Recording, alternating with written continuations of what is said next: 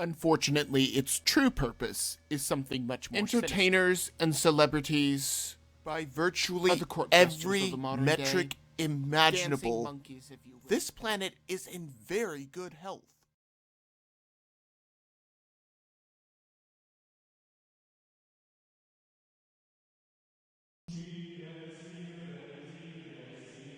The civil rights movement was one of the greatest achievements in modern history. By ensuring rights that had for years been restricted were finally secured. The battle was won, and the fight was over. Except the Supreme Court did not believe this. The Supreme Court, in a 5-4 decision, decided to rewrite the civil rights laws to protect men who believe they are women, and women who believe that they are men. One case involved a male funeral home employee who decided that he was a woman. Naturally, there was a strict dress code for all employees, and he did not feel as if this rule applied to him. Normal people leave and seek employment elsewhere, but he had decided to sue instead. The Supreme Court decided to rewrite civil rights legislation to apply to things that it was never meant to apply to. In another decision, they supported DACA. In essence, they did not deny that President Trump had no right to continue to enforce immigration law, but that his paperwork provided a poor argument for why DACA should be rescinded. Lawyers. On the other hand, President Trump is making significant progress in draining the swamp in many ways. President Trump finalized a ruling that would no longer force doctors to perform sex alteration surgeries.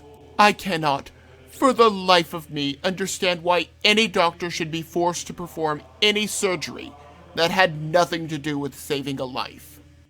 Likewise, in Britain, doctors are admitting that hormone-blocking drugs have many side effects that have yet to be fully studied. Some side effects that we know about include, but are not limited to,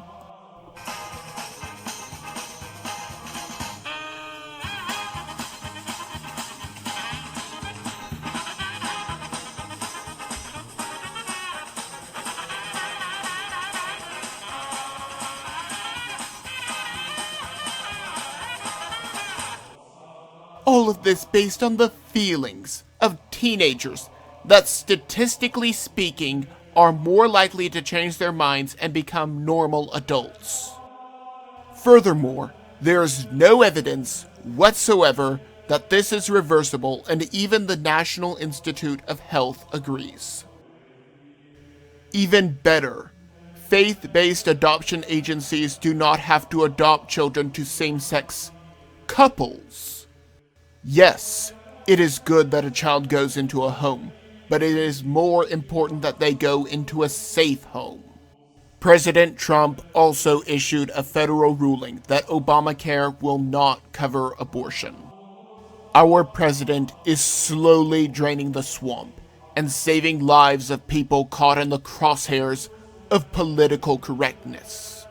However, since a New York court has ruled that pro-life groups must employ abortion supporters, this work is far from over. Why they want to work there aside from sabotage is beyond me. Things, however, are not going as well for Jussie Smollett, someone whom I did not even know existed until he made up a fake hate crime. Now, he may have yet another day in court. Initially, the charges were dropped and likely could not be brought back up again. However, a new legal ruling from the court dictates that he may have to face justice, even if the charges have been dropped. This means that he will be back in court for his fake hate crime that he orchestrated for no logical reason. Despite this, statues are being taken down and dismantled without regard to who the statue is of. Robert E. Lee was quoted in a letter to his wife as saying that slavery is evil and Lincoln was more than willing to deport every former slave once they were freed from bondage.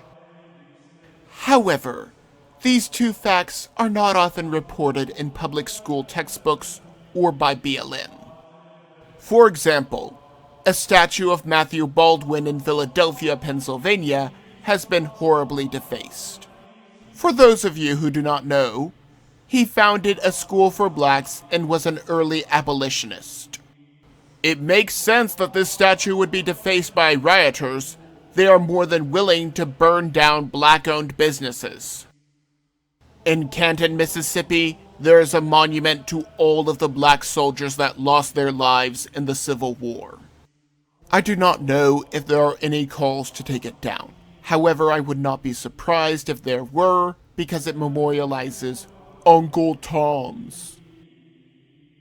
Many included previously freed slaves that believed in defending their home from northern aggression, and others wanted to use this as a bargaining chip to get more civil rights. Were their actions right or wrong? I think we can have that discussion, but if we erase all records of this, we cannot have that discussion. If we cannot have the discussion, we will forget it ever happened. If we forget it ever happened, it will happen again. In Kentucky, there is a monument to those who fought in the Civil War. When the police found out that there was a protest planned at the monument, they took to social media to ask for help to defend it. Patriots came out in droves to defend the statue, some even being armed. It just goes to show what can happen when patriots stand up to anarchists and terrorists.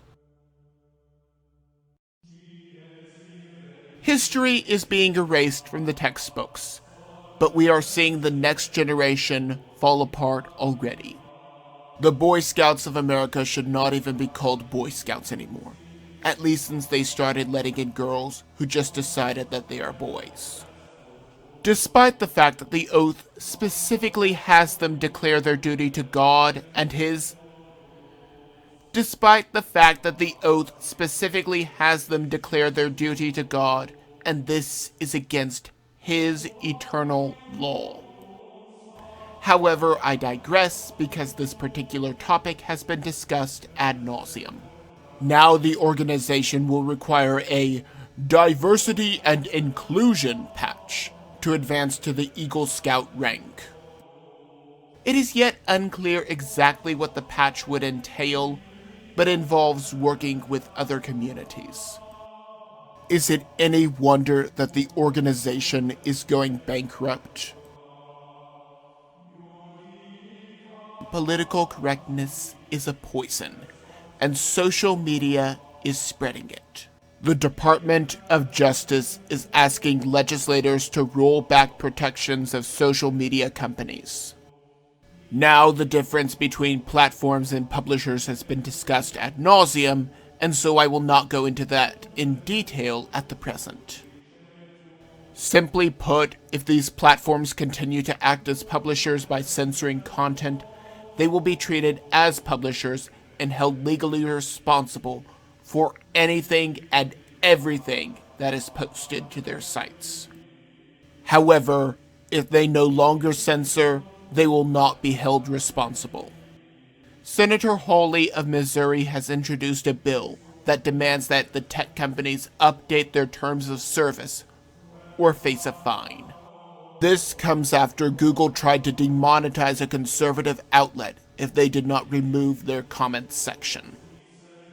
Even though removing the comments section is generally reserved for snowflakes that do not want any opposition to their opinion. This probably will not pass, but I will eagerly await.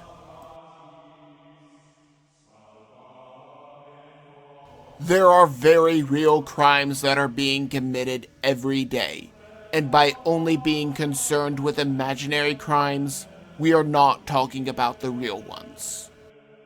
You would be hard-pressed to find a single person who defends police brutality in any way, shape, or form. Now, There are two ways to address police brutality. 1. Riot in the streets and burn down every business you see. 2. Create laws for accountability. President Trump has chosen the latter option. Normally, I oppose the creation of new laws and regulations, but when it comes to government officials, I cannot get enough. Included in the president's executive order will be a database of cops who have had complaints against them. Just like the teachers' union, which exists to protect teachers, even if they are horrible or lazy, the police union protects officers, even when they have a history of using violent force. They make it so that the bad cops cannot get fired, which is one reason why I despise unions with great ferocity. We need to protect the good cops, like those that have to respond to a drunk guy in a Wendy's parking lot who steals a taser. However, without law enforcement, the consequences would be cataclysmic. Members of the Capitol Hill Autonomous Zone have declared themselves independent of the United States. A district designed to get rid of police enforces their borders with armed guards and fences. You could cut the irony with a knife. Not only are these and other autonomous zones running short on supplies like toilet paper, Chaz suffered a fire but did not have the infrastructure needed to put it out. Seattle was kind enough to send a truck to put out the fire, even if it had to cross international boundaries to do so. Again, you could cut the irony with a knife. Maybe I'm just blowing smoke. Maybe I'm completely off my rocker, but that is just my opinion.